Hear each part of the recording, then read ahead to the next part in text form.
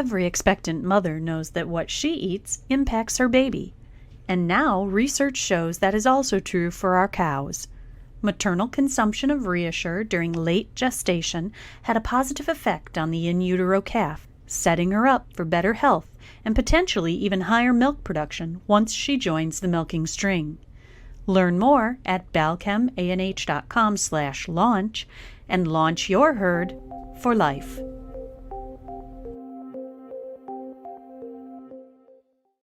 Hello, everyone, and welcome to the Real Science Lecture Series. My name is Scott Sorrell, Director of Global Marketing at Balchem. 2022 has been another roller coaster year in agriculture, with multiple disease threats, skyrocketing input costs, and an uncertain global economy. There are many questions about the future. Today, we welcome back Brett Stuart, co-founder of Global Agri-Trends, to give us a look into his crystal ball.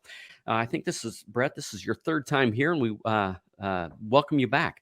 Brett is the founder and president of Global Agri-Trends. The firm was organized in 2006 and provides global market research, analysis, and forecasting to a variety of clients around the world. He was formerly the lead economist for the U.S. Meat Export Federation. He's conducted numerous research and analysis projects in the global meat trade area, as well as advising government representatives on international trade issues. Mr. Stewart has conducted on-the-ground agriculture industry research for a variety of clients on 6 continents. Brett was raised on a cattle ranch operating in Utah and Wyoming, and has previously worked as a controller in the agricultural industry. He received his undergraduate degree in accounting at Utah State University and a master's of business administration from the University of Nebraska. Go Huskers. Brett, floor's now yours. Thank you, Scott. Great to be with you here again. It's kind of an interesting thing to sit down here at the end of the year and just kind of have a wrap up and a download with Scott and consider the changes and what's new and what's different. But boy, I'll tell you, there aren't many years like the last 2 or 3 years to sit and do this. Pretty incredible what's happened. So what I've got here, it's a big topic to really, you think about 2022 in review, economics, and a look into the future. And like I said, I mean, the use of the word unprecedented has been unprecedented over the last 3 years. Maybe that's the best way to say it. I think most of you are familiar with what we do. Our business, Global Agri-Trends, we provide analysis, market research, forecasting on the global protein markets, beef, pork, poultry, some in the dairy and the grains markets as well. And we've got a very wide, diverse client base all over the world. I thoroughly enjoy it. I enjoy the complexity of agriculture. And as Scott said, I grew up on a cattle ranch, and so I've seen the production side. I worked for a beef company in Nebraska.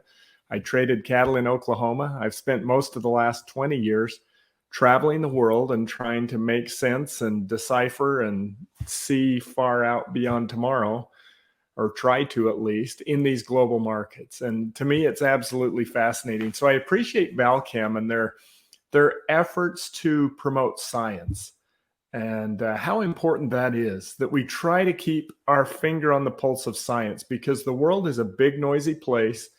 It's constantly trying to confuse us with non-scientific information. And I'm a fly by the instruments guy.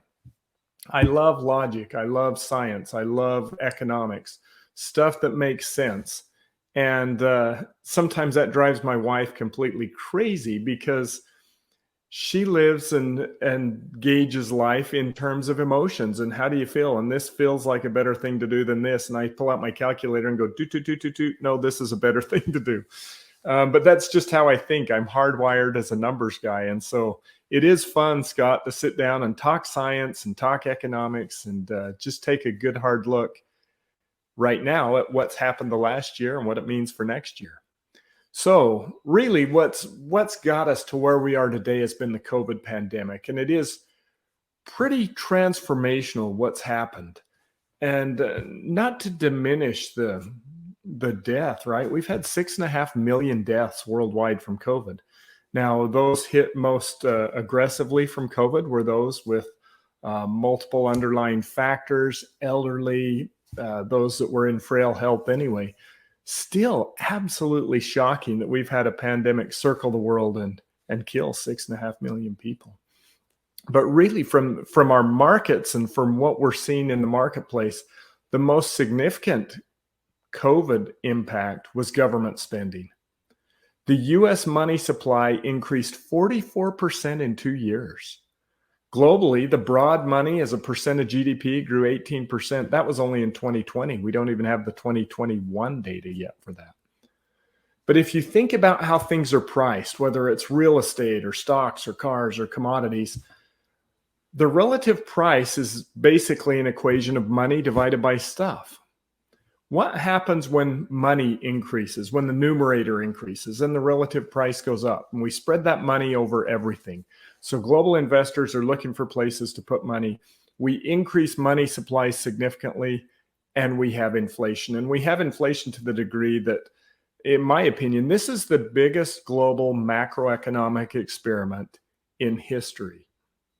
What I mean by that is best shown here in a political cartoon, right? Here's the COVID-19 wildfire, a biological problem, right? It's biological. If you're the US Congress flying over in the firebomber, you only really have one solution to problems, and that one solution is money. It's all of our collective taxpayer money, and it's money that they can print at will through the US Treasury and the US Federal Reserve.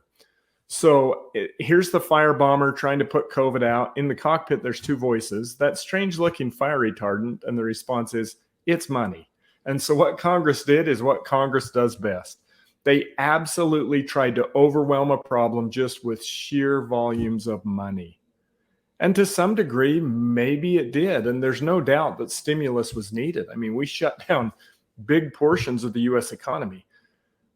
But was 6 trillion really needed? And now we're approaching 7 trillion with the recent Inflation Reduction Act, which will not reduce inflation. Anything time we create money, spend money, or put government money into the system, it increases inflationary pressure. But it is pretty shocking to see. And it wasn't just the US. If we look at the global broad money supply percent of GDP, that's now 143%. And again, we only have 2020 data from World Bank. Hopefully we get 2021 soon, and I'm guessing it's going to be higher. So as fast as global GDP is growing, and it is pretty incredible to see GDP growth, money supply is growing even faster. And the temptation for every government, especially in crisis, is, hey, you got to give us some leniency here to print money and make money and create money that's not necessarily backed by anything but our good faith and confidence. That works in the US. It doesn't work very well in Argentina, but everyone pretty much did it through the pandemic. And so here you can see 143% now of GDP. And it just was helicopter money, right? It came out the windows. It just was in bank accounts. It was spread everywhere, even lacking some accountability, but it was just emergency money poured out all over the global economy.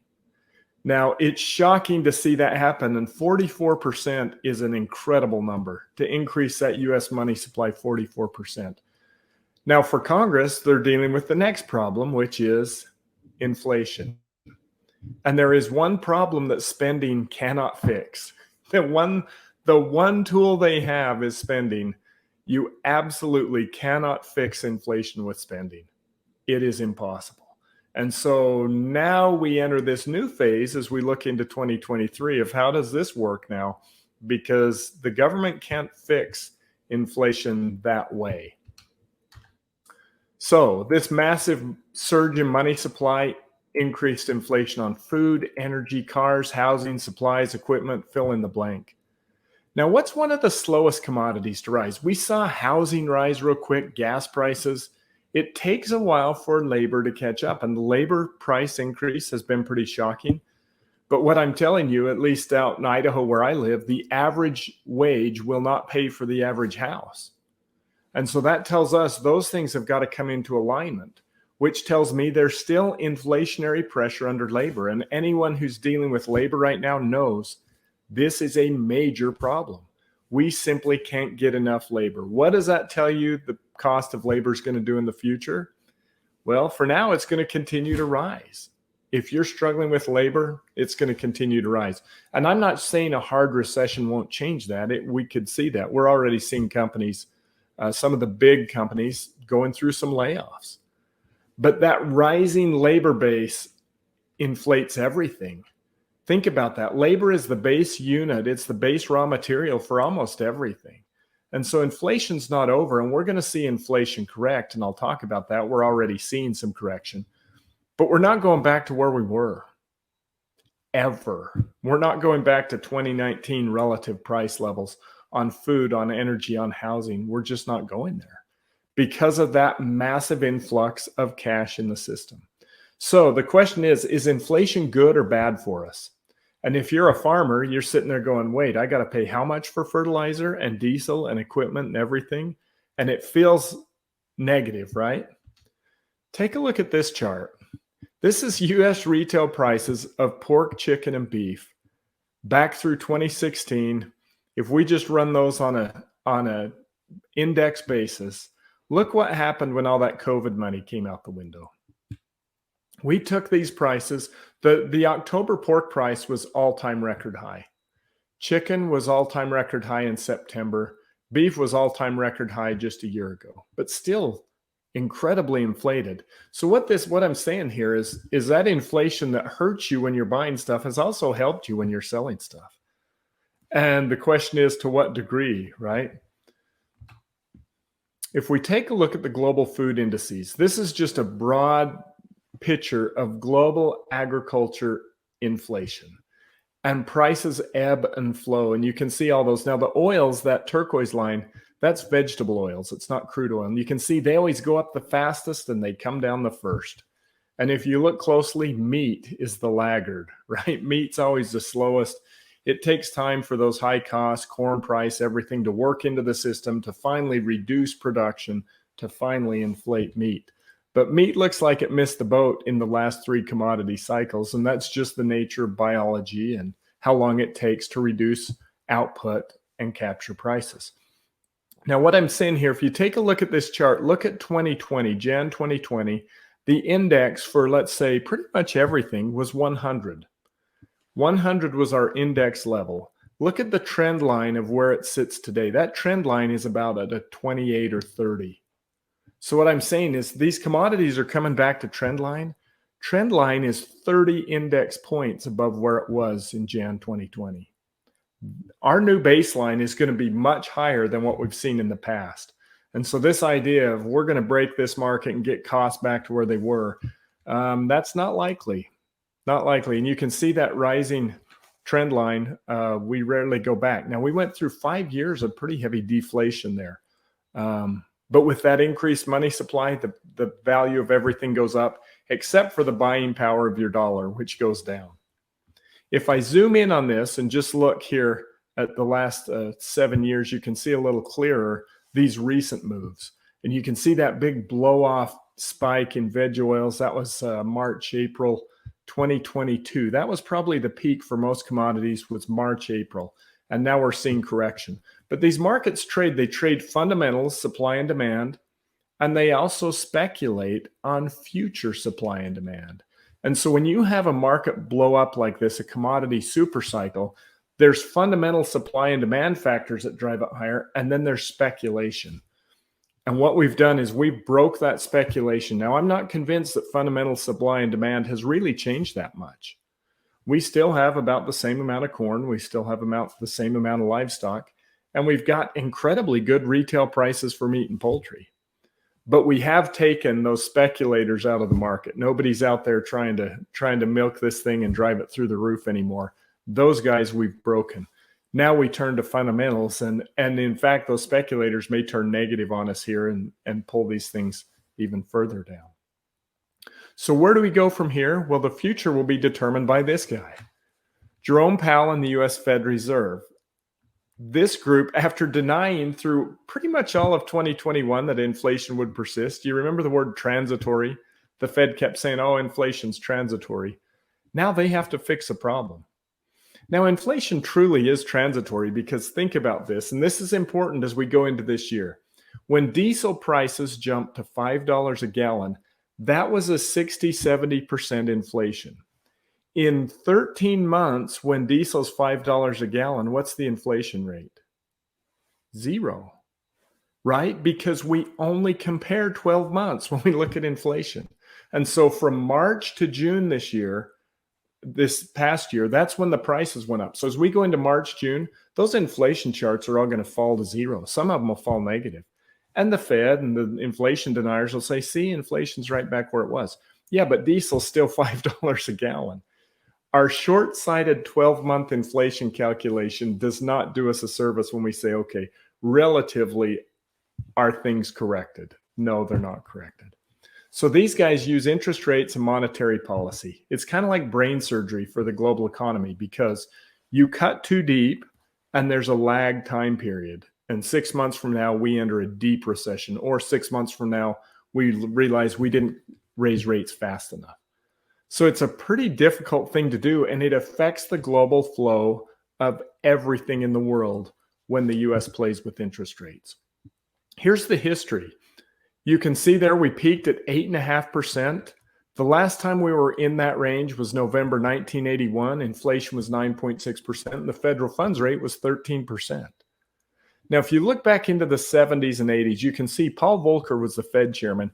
He raised that federal funds rate almost faster than inflation went up. He was on it quick and raised that rate very quickly as inflation went up. He took us to 18% interest rates, went into recession twice, and he broke inflation. Now look at where we are today.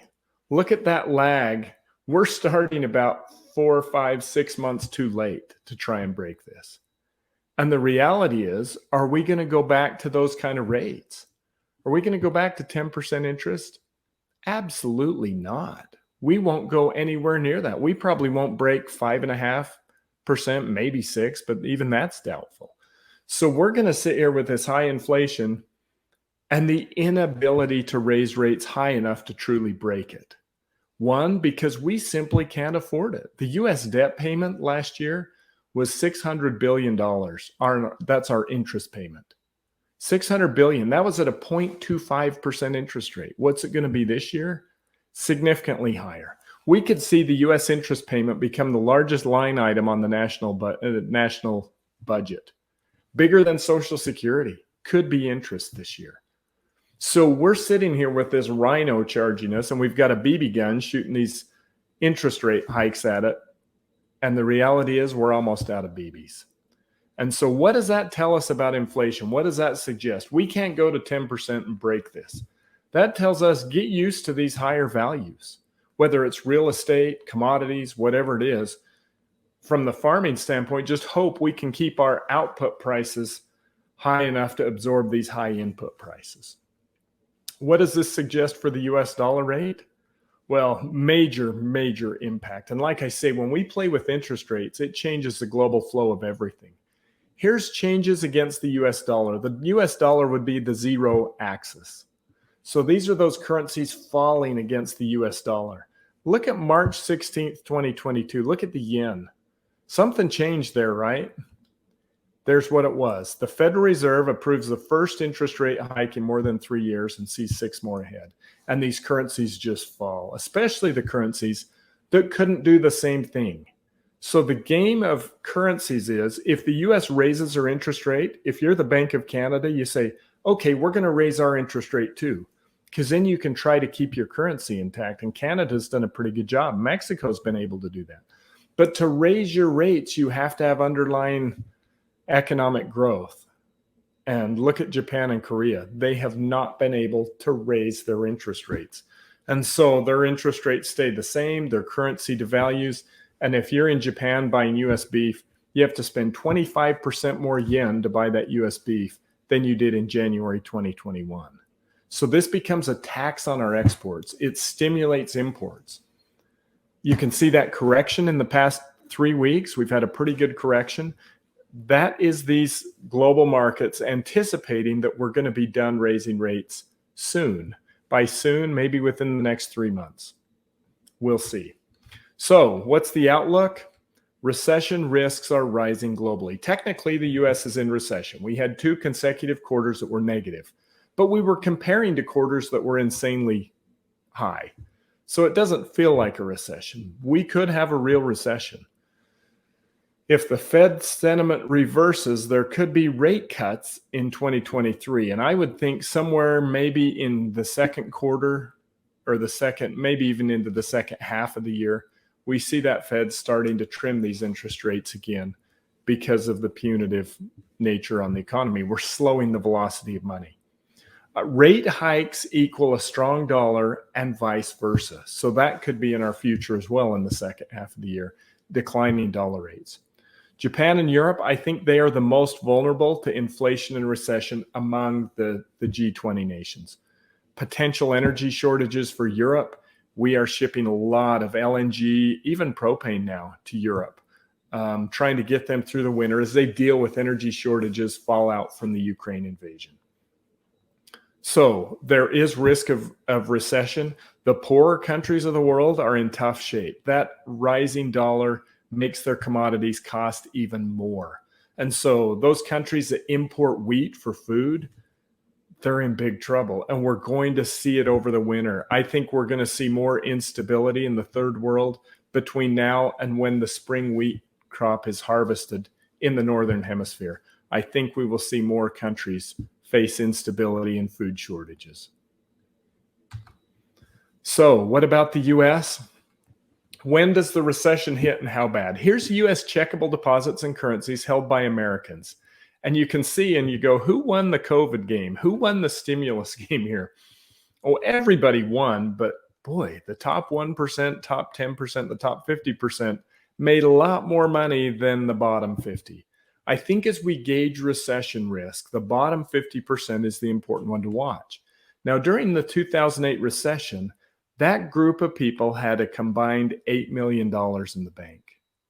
And many of us remember how tough that was. 2008 was rough. People were losing their homes. They were losing their cars. If we look at that bottom 50%, they have $277 million in the bank right now. Isn't that crazy? They have nearly 3.5 times more money in the bank than they had when the 2008 recession hit. So my point being, the party doesn't end until the money runs out, and the money is nowhere near running out yet. Now we get into the back half of next year, there's a burn rate on that, and that money is being burnt through. And I think towards the end of 2023, we burn through most of that money, and then we'll see where the economy sits and what happens. So what about, I've got two charts, just beef and pork. Is beef recession proof? If I go back through the last 8 recessions, which is most of my lifetime, I can go back and say, what did retail beef prices do through those recessions? The worst recession in history in 1973, that recession took beef prices down 5% over 16 months. 5% on our retail beef price is hardly a sneeze right now, right? Our retail beef prices are near record high. If a recession, the worst it can do is 5%, we're not too bad. Look at 2008. That was a tough recession. We saw those high-end steakhouses go out of business in 2008. But you got to remember, beef includes expensive tenderloins and ribeyes, and it also includes affordable hamburger. And the retail blended beef price actually increased through the 2008 recession. So what about pork? Here's the same chart for pork. Now, 49 years ago, that recession took pork prices down almost 20% during the recession. The 1970 took us down 15%. But look again at 2008. That's probably the best example of a tough recession in modern history. Retail pork prices didn't decline. They actually went up through that recession. My point being, retail beef and pork prices are relatively recession-proof. I tried to do this with chicken, but I only have about 10 to 12 years of chicken data, which only gets us through 2 recessions. We just don't have that long-term data in the chicken business, but I would expect chicken would show a similar story. So shift gears here. Where are we headed? Global supply and demand. What is the fundamentals of these markets? What's interesting to me, 2023 is the second consecutive year. It's actually the third consecutive year that we've seen both a smaller global cow herd and a smaller global sow herd. We've had smaller livestock herds going on 3 years straight now. And beef, you can see they peaked out in 2019. Now, these are my estimates of how many cows and pigs every country has. And the USDA puts out a number, and they're a little more optimistic than me. But the reality is we complain about USDA data here in America. Go try and figure out how many pigs there are in Mexico or in Brazil or cattle in Argentina. There's no good answer. But based on what we've seen with margins, with government policies, these are my best guess on what we're seeing. And so we're going into this market with fairly tight supplies, and those are set to continue through 2023. Here's the global beef cow herd. This is the USDA number. And there's some interesting stuff in this chart. You can see Brazil's growth, which just seems infinite and forever. You can see, look at Australia and the US. They have an inverse relationship. When Australia is increasing, the US is declining, and vice versa. Why is that? We'll talk about it in a little bit here, but it's La Nina. The La Nina pattern brings drought to North America and rain to Australia. And the inverse happens when we go into El Nino. And so those two kind of balance each other out. But with Brazil, I've run a lot of numbers on Brazil the past couple of weeks. I think that's what Brazil's herd's done, that little arrow right there. I don't think they've increased the last 3 years. One, because China has been buying very aggressively in the Brazilian market. And Brazil's deal with China requires that cattle be under 30 months of age. And so to supply that Chinese market, the Brazilians have slaughtered not just steers, but also heifers. They've had extremely high prices the last 2 years. I think that has dug their herd maybe a little deeper than what the USDA numbers are. In Europe, they just came out with a report here that said production growth of major agriculture sectors is going to slow down. Why is it? These are the answers they gave. Trade disruptions, increased commodity prices caused by the post-COVID recovery, the Russian invasion of the Ukraine, the food inflation, climate change. So what they're saying is production of some crops is expected to stagnate or even slightly decline, while milk and meat production would decline. Now, Europe's a major consumption base and they're a major production base. And we've seen the policies in the Netherlands that are expected to take 1/3 of their livestock industry out of business. Seeing Europe in decline from an agriculture standpoint is a big deal for the world. So that's the supply side, what I'm showing you. There's no real appetite for expansion. The U.S. hog sector, U.S. cattle sector, we've yet to see any real opportunity or appetite for expansion. Part of it's drought related. So let's shift over and talk about global demand. Well, here's how I explain global demand for beef. One country, it's very simple, right? Look at Chinese beef imports. 10 years ago, they weren't even on the radar. Today, they're importing 2.4 million tons of beef. They're on track to import $17 billion of beef next year. So for the global beef sector, this is pretty shocking. And if I compare global beef consumption around the world, you can see there over 10 years, China has added 3.5 million tons of new consumption. That has completely changed the equation for the global meat markets. Look at Europe. They're the ones that are in decline. And 15-16 had a big data revision in that European data. So I'm not sure what to make of that. Most countries are fairly stable. But look at India's beef consumption. Now, you got to remember, some people think India, why are they eating beef? There's 300 million Muslims in India. 1.1 billion Hindus, 300 million Muslims, and they're still the third biggest beef exporter in the world. But really, China has driven that market. So if we look at China, here's the Chinese prices for beef, pork, and poultry. This is the retail price in the markets.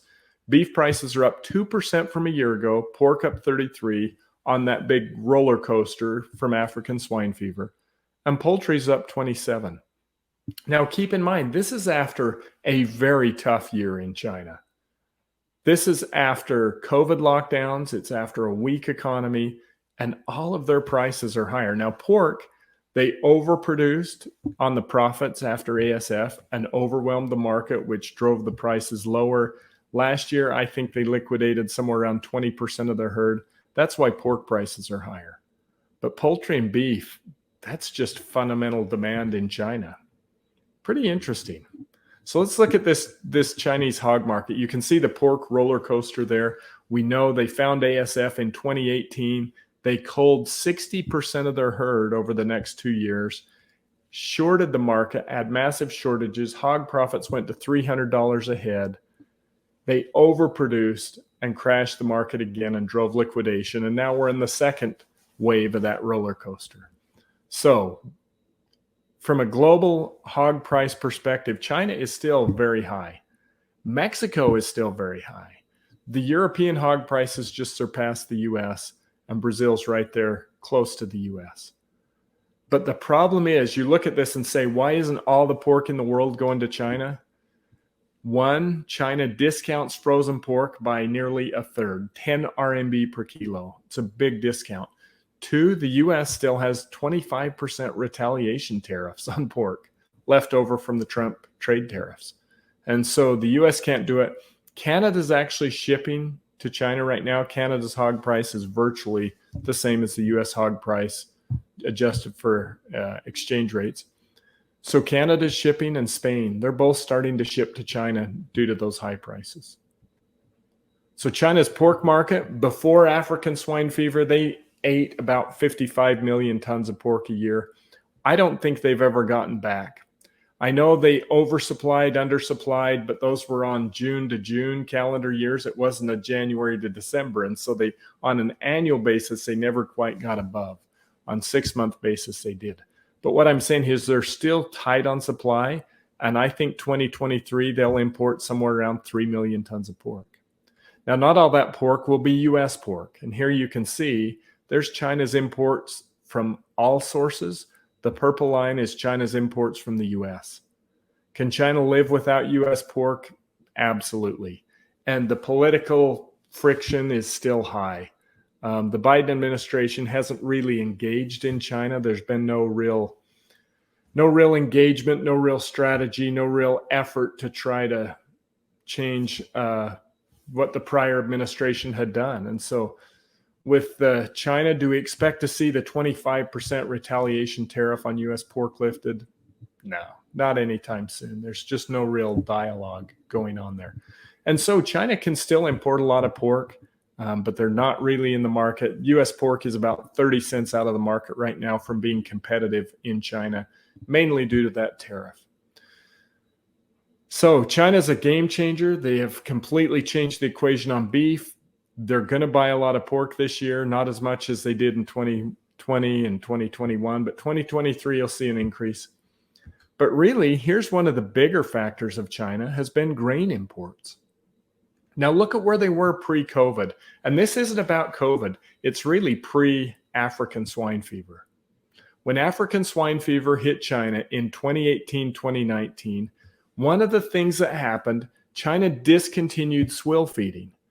Swill feeding is taking restaurant waste, milling it down, rendering it, grinding it up as a feed additive. They found out that African swine fever was reinfecting hogs. The practice was shunned and made illegal and took 20 to 30 million tons of feed out of China's balance sheet. And so during that time, China has now become a major player in the global grains markets. And you probably saw they recently approved Brazil for corn. And so from a grain standpoint, China is going to be in that 40 to 55 million ton range, where historically they were in the 5 to 15 million ton range. So just plan on another 25, 30, 35 million tons of feed grain going to China every year. That's probably the biggest factor of African swine fever on the global agriculture markets, was banning swill feeding in China. A lot going on in China beyond agriculture, right? We've seen what's happened with COVID, their COVID zero testing. We've seen the rapid increase in lockdowns, the quarantine hospitals there. You can see that's a freeway. They filled it with quarantine camps. And then what happens? The protests start. Just a month ago, people protesting in the streets. They have had enough. And not just protests, their economy is now on the ropes. And so what's happened the last 2 weeks? China's beginning to relax their zero COVID measures. Now, this is a big deal for many reasons. What did the stock market do? Fantastic. China's relaxing COVID zero, stock market's higher, everything's going to be great. Where I'm not quite so optimistic, there are 1.4 billion people that have been relatively naive to COVID. Chinese New Year is in a month, the biggest human migration the world sees. Now, the Chinese are very nervous about COVID. I think we're going to see cases spike. I think we're going to see people voluntarily lock down as those cases spike. I don't think this is going to spur a massive Chinese economic growth. I think there is a very bumpy road ahead. The Chinese system doesn't have the healthcare facilities truly needed to be able to deal with this. And so I think there's some real challenges there. But we all know outside of China how contagious this virus is. Now, they have been vaccinated. This is the Omicron variant. Globally, COVID killed about 0.5% of those that got it. It was 99.5% survivable. 0.5% times 1.4 billion is 7 million. I don't know if it kills 7 million. Maybe it kills half that. It might kill 3 million people in China. But this is a big shift to say we're going to start to relax and we're going to let this virus run. It's incredible they were able to control it as crazy as it was with that COVID zero policy, but they truly were controlling it. It wasn't moving, but it was unsustainable. And so that's something to watch as we look at China. As I said, China is the major driver in beef and pork markets and grains markets. I have no idea what this roller coaster is in their economy as they relax these COVID measures. Ultimately, they will get through it like the rest of the world did. They've just delayed it a few years, the pain that the rest of the world has went through. Other factors: disease, meat policies, weather. So I talked about African swine fever. This is the worst hog disease on the planet. It continues to spread in Asia, Europe, Africa. It's now in Haiti, the Dominican Republic, one of the sources of a lot of illegal immigrants coming into Texas. You know, a year ago, we had 10,000 Haitians in Del Rio, Texas. That's what's scary about African swine fever. There is no commercially available vaccine. It's an export killer. If we found one case in America, all exports would cease. We would have 23% too much pork overnight. That's unsettling, right? Wild boars in Europe continue to spread. Germany, Italy, Eastern Europe, Russia. The virus continues in China, Korea, Southeast Asia. And so this is a big wild card, and it really happens in Europe with boars. But when we see it jump from country to country, it's usually from people. It jumped 400 kilometers down to Italy. That wasn't from wild boars. That was from people. It was some kind of goods or garbage or something that got into Italy. And so, yeah, this virus is on the move. You can see how it spread around Europe. On the poultry side, high-path avian influenza, we're now at the worst outbreak we've ever had in America. We've killed over 50 million birds due to high-path avian influenza. Eggs, highest prices we've ever seen. But if you look at the numbers, it's really hit the commercial layer chickens and the turkeys. That's where we've seen the price effect. Broilers, 2.5 million broilers isn't that big a number on the U.S. broiler base.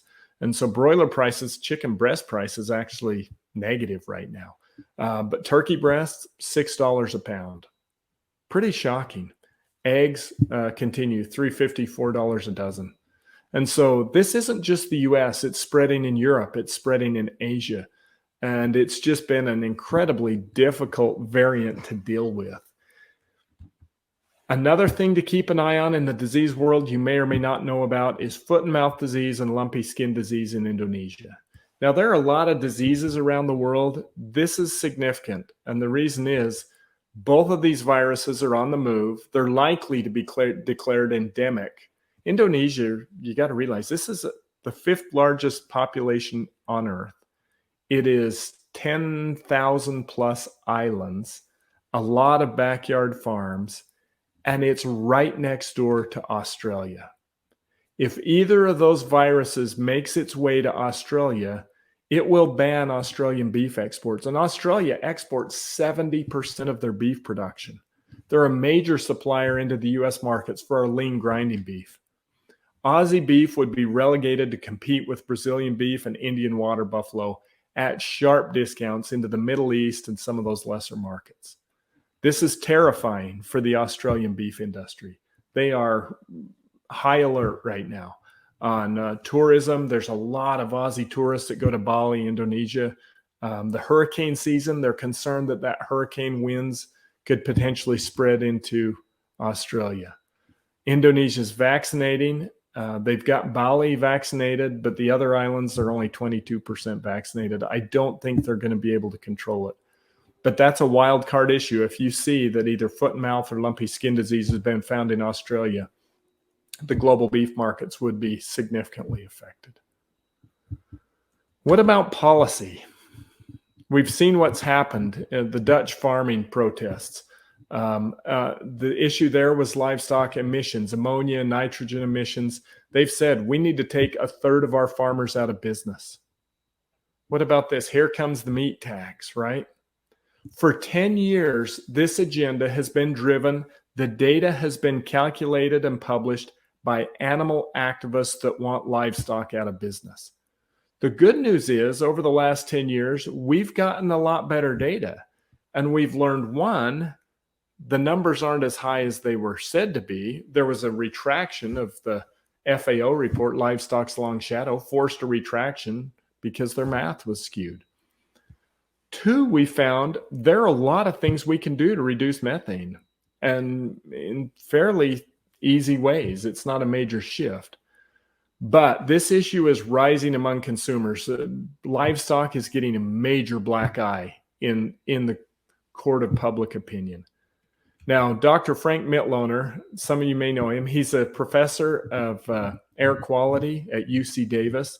He runs the Clear Center. You can find him on Twitter. You want to find some excellent data on greenhouse gas and livestock, go follow Dr. Mitloehner.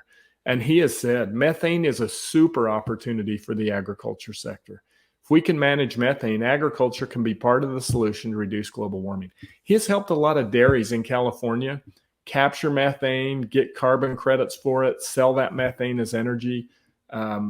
We've had him on as a guest speaker on our podcast. He's got some excellent information. And as I listen to him, I go, yeah, this isn't the boogeyman that I think a lot of people think it is. I think there are some real opportunities here. Global weather, as we look into the future, that's important to understand. We've had 3 years of a La Nina pattern. That means drought in North America. It means flooding in Australia. Is this weather pattern shifting? The forecasts say yes to an El Nino. Now, here's a year ago North American drought. Here's this year's North American drought. Pretty severe. Those are two very ugly maps. And what's happened? In 2022, 13.5% of the beef cow herd will be slaughtered in America. That is the highest level since 1984. What that means, 2023 U.S. beef production is going to drop by the largest amount in 44 years. USDA is forecasting a 7% decline in U.S. beef production for 2023. That's 3 pounds per capita. Every man, woman, and child in America is going to have 3 pounds less meat next year. That's a big deal. And it's been driven by weather. So what happens next year? Here's the deal. Our weather is created, our moisture is created on the Pacific equator. So that tie-dyed t-shirt map is really a map of sea surface temperature anomalies, SSTs. So what that means is the sea surface temperature on the equator has been cooler than normal. That's where most of the evaporation happens, is on the equator. And so when that water is cooler than normal, there's not as much evaporation. The U.S. jet stream gets less moisture. Same with South America. Now, when we shift from a La Nina to an El Nino means warmer on the Pacific. And all of a sudden that turns orange and we get lots of precip and we have flooding in America. So what I'm saying here, this has a major impact. Look at Australia. The La Nina means Australia gets rain. After 8 years of drought, they've had 3 years of rain. Flooding in Australia. They're restocking cattle to a degree that has driven those cattle to the highest prices on earth. Now, this is all set to shift, and here's why.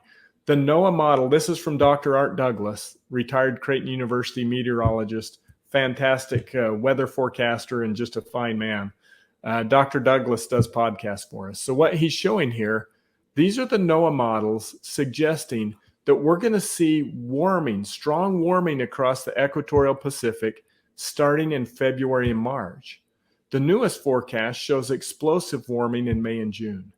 If that happens, this weather pattern shifts quickly. What happens in America if we go into good rainfall across the cattle industry that just culled nearly 2 million head of beef cows with very high calf prices?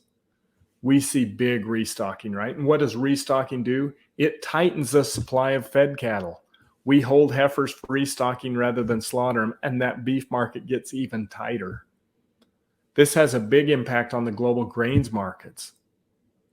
So that's the forecast. The forecast here is we're going to see next summer a lot more rain than we've seen the last 2 summers. I feel like, Scott, I have worn you guys out. Let me wrap it up here. The world is a big, noisy place, right? And we are bombarded with news, and the vast majority of news is bad news. And if you sit and watch the news all day, you're probably going to be a pessimistic, angry person. And there are times I have to just look out my window in Idaho or walk outside and do some work on the farm and say, today's a pretty good day in Franklin County, Idaho. My point here is this, and this is a quote from Art Cashin, legendary stock trader on the New York Stock Exchange. Don't bet on the end of the world. It only happens once, and the odds are really against it, right? What I'm saying here is we're going to survive it. Whatever it is, we're going to survive it and move on, and we're going to adjust and adapt, and we're going to thrive. And so if you're in the farming business, man, plan on your kids farming, plan on your grandkids farming. We're in the business of producing food. That's a good business to be in. It's a hungry world out there. And so this is all noise. This stuff passes. The game is to adapt and adjust and move forward. With that, Scott, I'll take a breath and stop talking here. All right, very well, Brett. Boy, you gave us a lot to consider there. Before we get started answering questions, we'd like to share a brief video, and then we'll be right back to answer the questions that you submitted during today's presentation. We'll be right back with you.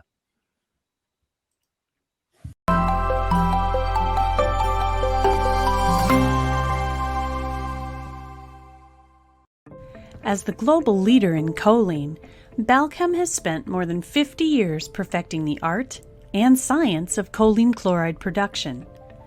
The new Puricol line delivers the highest standards of quality, produced in state-of-the-art manufacturing facilities, and backed by the strictest process controls for a level of purity, safety, and consistency you can't find anywhere else. Turn to Puricol choline chloride from Balchem for an unmatched level of quality you can trust. Visit balchemanh.com to learn more.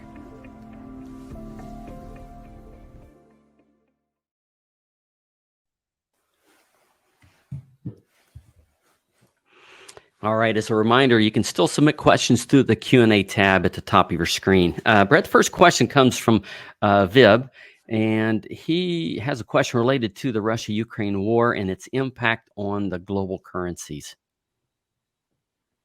Yeah, just like I talked about, the stimulus had a big impact. The COVID or the Ukraine war, Russia invasion of the Ukraine's had a major impact, and I think the way it probably affects currencies more than anything, the two things at play here are grains and energy. And so we've had a war erupt that has disrupted global grains and global energy. Global energy probably has a bigger impact on currencies than the grains do. And really, I'm talking about that disruption of energy flow into Europe. Now, you saw recently the G20 tried to put a price ceiling on Russian oil of $60 a barrel to try and hold that down. That'll prevent some of that damage. Thus far, if I look at currencies, I don't think the currency rates we are seeing today are directly due to the war as much as they are directly related to the U.S. interest rate hikes. If we had a major, and we still may have a major disruption in energy, then we could see more currency effect there as the Middle East, as North America becomes more involved in the energy markets. That could have a little more impact on the broad currencies, but really it's mainly driven by the interest rate hikes. Related to that, Ukraine has been said to be the breadbasket of Europe. And can you talk a little bit about the impact of the war on their output of cereal grains, and then what impact that has or will continue to have on global agriculture? Yeah, so Russia and the Ukraine combined represent about 1/5 of the global wheat exports. That has all been put into jeopardy. And we've seen the agreement negotiated through Turkey that allowed vessels to leave the Ukraine. That's been on and off. The reality is this: not as much grain has left as normally does. Not as much ground has been planted. That winter wheat crop in the Ukraine and in Russia has been diminished. Farmers in the Ukraine have suggested, 1, we can't get diesel, 2, we can't get seeds, and 3, we can't get labor. And so this winter wheat crop is very important. Most countries in the region grow winter wheat crops, and that's what they live on. When the winter wheat crop runs out, their domestic supplies, they turn to imports. So if we look at countries like Turkey and Egypt and Syria, the Middle East, North Africa, those guys live off their domestic wheat through the summer. That's the wheat they harvest in the spring. Once it turns to winter, generally they go to Russia and the Ukraine for imported wheat. I don't think we've really seen the effect yet, especially on the third world, of that conflict. But I think from now till May, because that's the time that next winter wheat crop is harvested. And your bin is never lower than it is right before your next harvest. I think from now till May, we will see instability in the third world, particularly in those countries that were dependent on Russian and Ukraine wheat, North Africa, Middle East, some of those nations. I think we'll continue to see that just because of the reduced production and the reduced ability to move grain out of the region. All right, thank you. Brian's got a question. If labor is the base input cost, will we see more strikes across unions, labor's affecting ag? Yeah. Will we see more strikes across unions and labor's affecting ag? That's a great question. And on our podcast, I said this 6 months ago. I said, when you have food, fuel, and housing all increase faster than labor, you're going to have strikes. People are going to say, we can't do this anymore. And in a tight labor market, the labor unions have way more leverage. Right now, these labor unions have maximum leverage.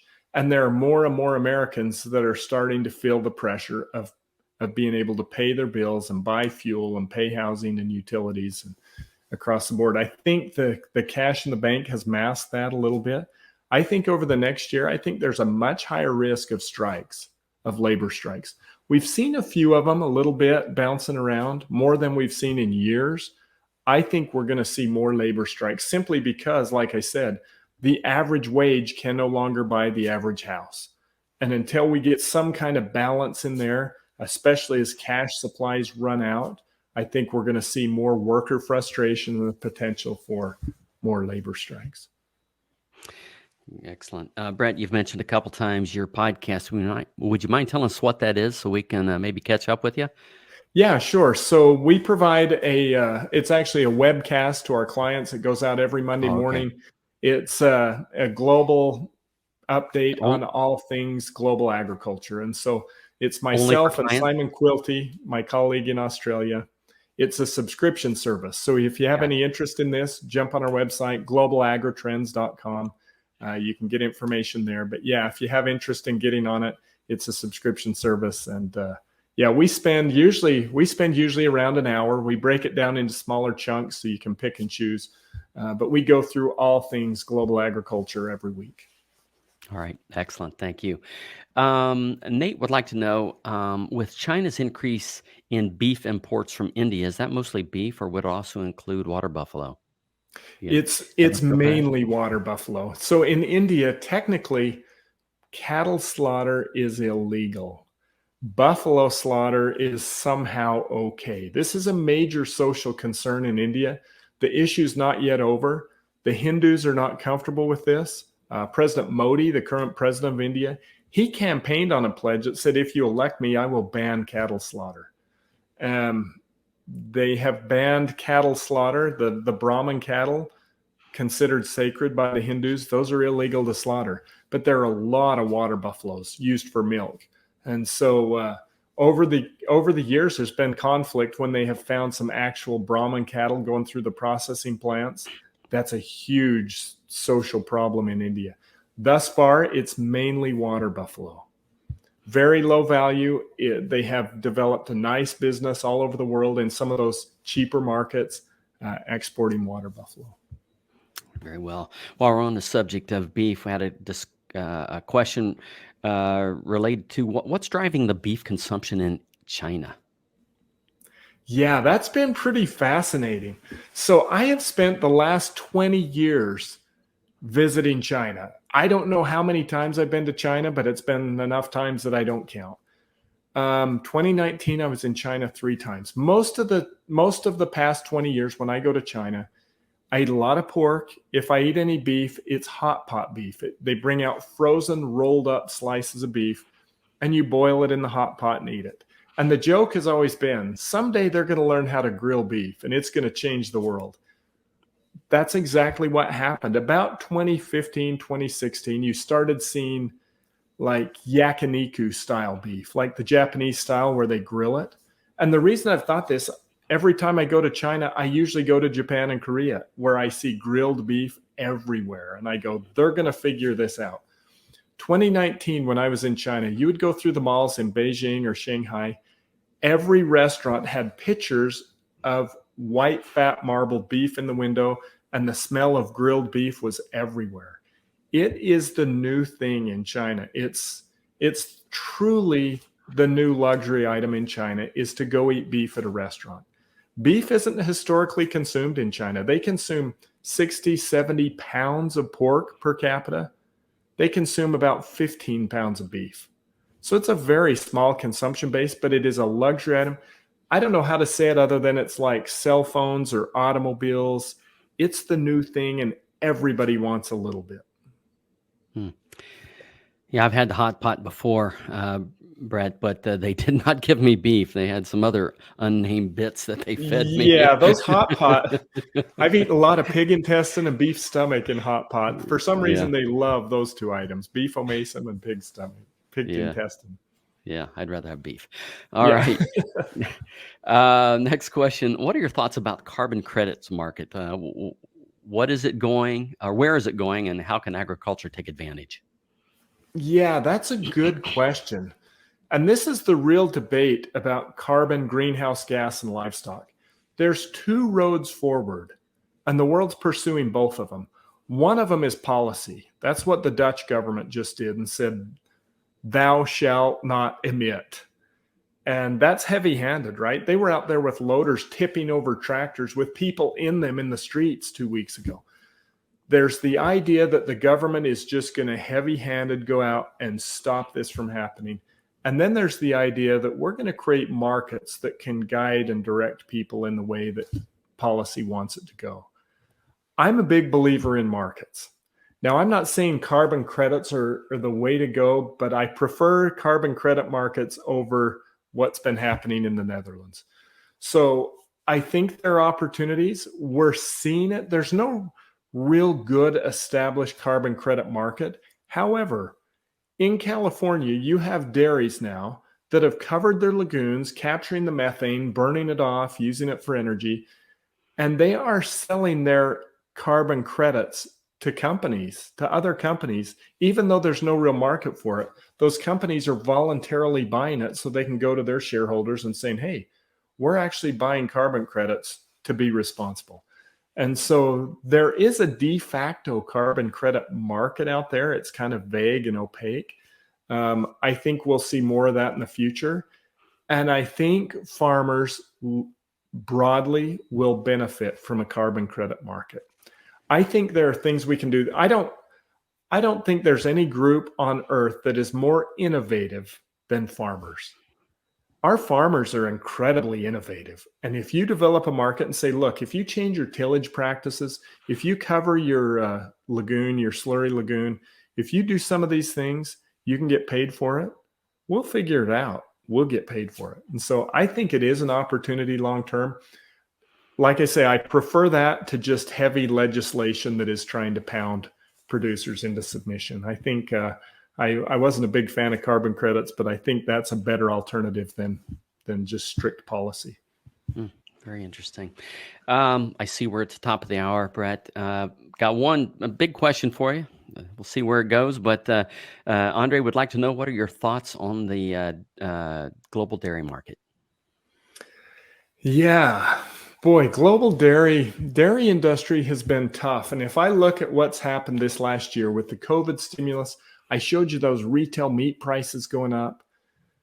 I feel like dairy has missed the boat. I feel like dairy has largely been excluded from the big boom that most of the commodities have received. Dairy producers are under enormous pressure right now. I live in an area in Idaho. We have a lot of dairies around. I have friends that are dairy farmers. I talk to them often about what's going on. And I've seen some pretty sharp operators that are truly questioning their future, to the point of, a year from now, I may not be in business. Dairy market's tough. Now the curse of dairy, and every dairyman knows this, is productivity. And, I joke with these guys. I say, the one thing you dairymen just cannot tolerate is prosperity. Because the second dairies make more money, they put more cows on and overproduce milk. And so we've gotten so good at producing more milk with fewer cows that we are just borderline break even all the time. And the second we get a little bit of profit, we make more milk. One of the big things we've seen the last 10 years is the advent of these big mega dairies. And those guys are very competitive. And we've seen them all over the country. And so, yeah, I think dairy is still a tough road ahead on margin. We saw a little glimmer of hope 4 or 5 months ago in futures and milk prices. But right now, with hay price, with feed price, I think dairy's under pressure, and I think dairy's going to remain under pressure in 2023. Very well. Thank you for that. So thank you, Brad, and thank you, everyone, for attending today's webinar. If you have additional questions, please submit them to anh.marketing@balchem.com. The Real Science Lecture Series of webinars will be coming back in 2023 with a high-powered set of webinars. The next webinar is Tuesday, January 10th, with Dr. Lance Baumgard from Iowa State University, presenting Who Let the Dogma Out of Transition Cow Management. Visit balchem.com/real science for more details and to register for all future webinars. Balchem's podcast series continues to offer a deeper dive into our webinar topics. Log on to your favorite podcast platform or visit balchem.com/podcast. If you want a really cool Real Science Exchange t-shirt, just subscribe to the Real Science Exchange. Send us a screenshot along with your address and shirt size to anh.marketing@balchem.com, and we'll get that off to you right away. On behalf of Balchem and Mr. Stuart, thank you for joining us today. Thanks, everyone. Thanks, Scott. Yeah, thank you, Brett.